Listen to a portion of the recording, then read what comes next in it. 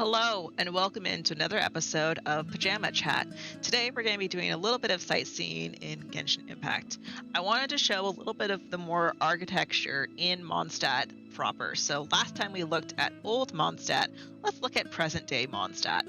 Are there any sorts of overlaps that we can see between capital city, from the past to the present? And the first thing we can see is that the stone structures have still remained. We have the idea that we're going to have cobblestone walkways. We're going to have a road with like sidewalks on each side of it. Let's take a look at that. And then we can see that like there's this really cool sort of filigree going on. And the filigree has interesting designs type to it, and that's probably metal. And we can go ahead and explore into the city itself. Now, the palace castle walls, I'm not quite sure what you would want to call them off the top of my head. They are interesting. They're cool.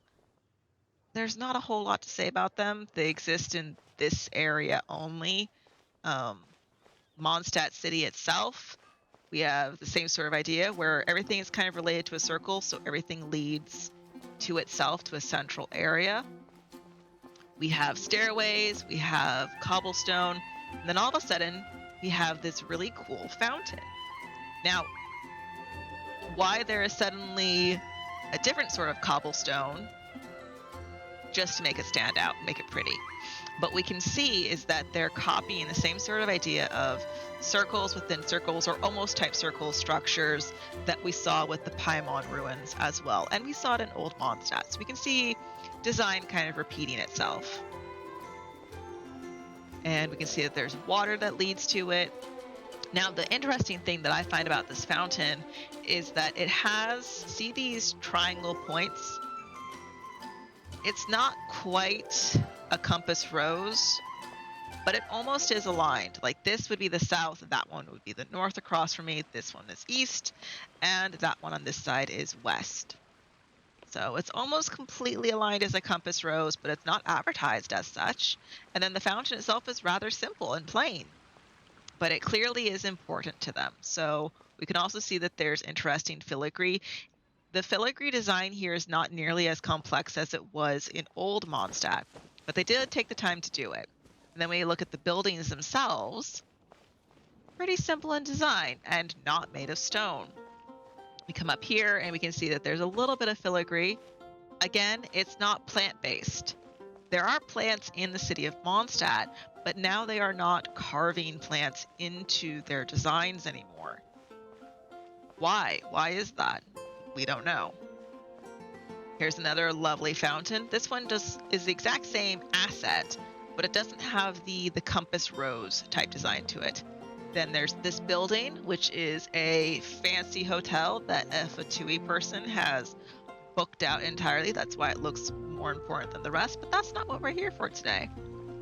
Today, other than just touring Mondstat design itself, I wanted to show you this statue. So there's a couple of large statues in the video game so far.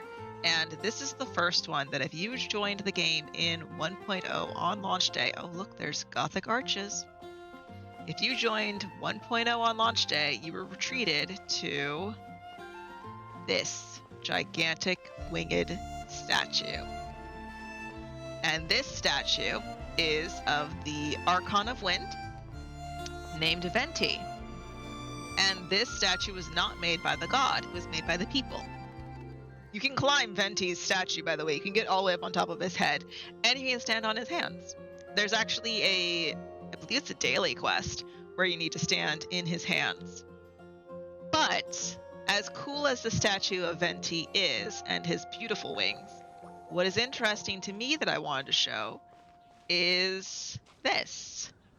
Suddenly, for a bunch of nation architecture that was simple and not plant-based, we suddenly trip our way into complex-looking filigree at the base of Venti's statue, and it doesn't seem to match the same era of the stones right here, of the stones surrounding it, of these stones here.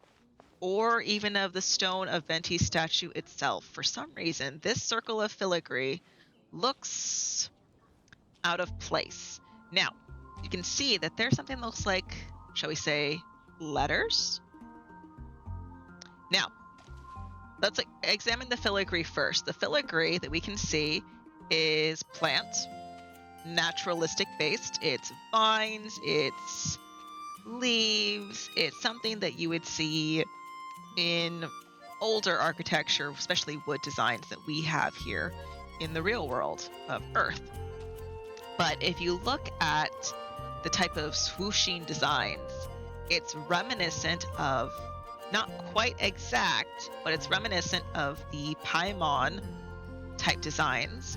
When we were at the Thousand Wind Temples, there was a couple of walls that jutted upward that had kind of complex filigree, sort of like this. It's not quite the same, it's not the same asset, but it's reminiscent of.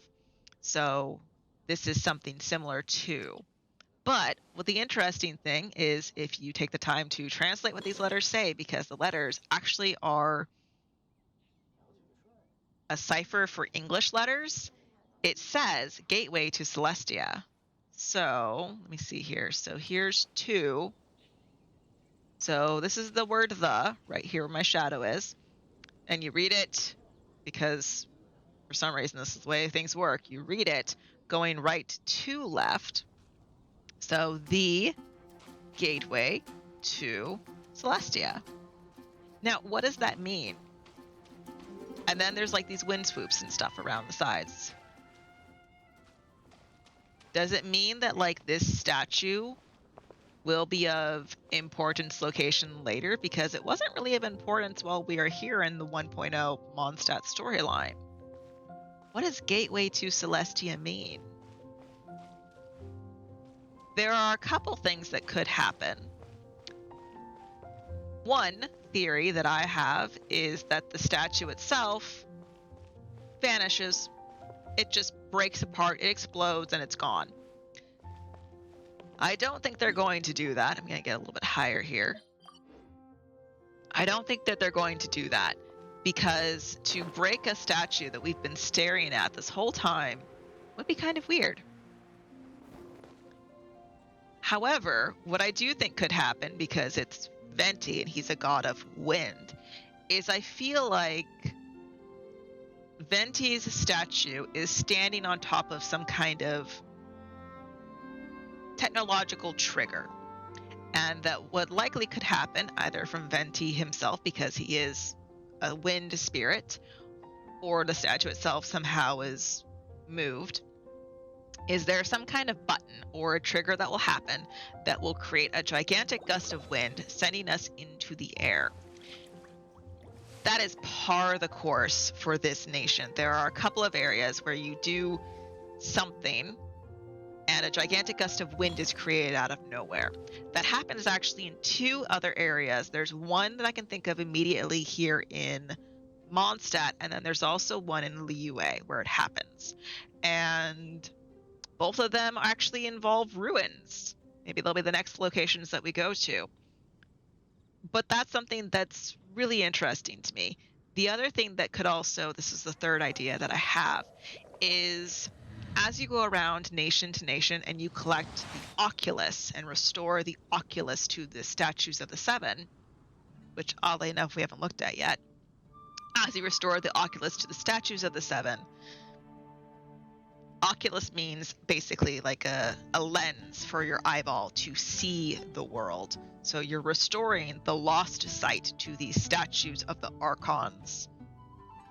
And then these statues you also have to activate. They are red, they are inactive, just like the domains are red and inactive.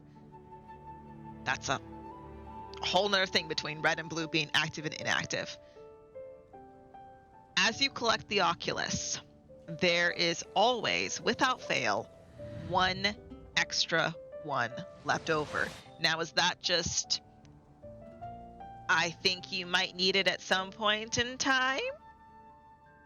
Or was that placed there for some other reason? Like, hey, we're going to give you 1 extra because we know they're kind of hard to find. but the statue takes every single Oculus that you find to cap it to max level, except for that last one. That last one is not used.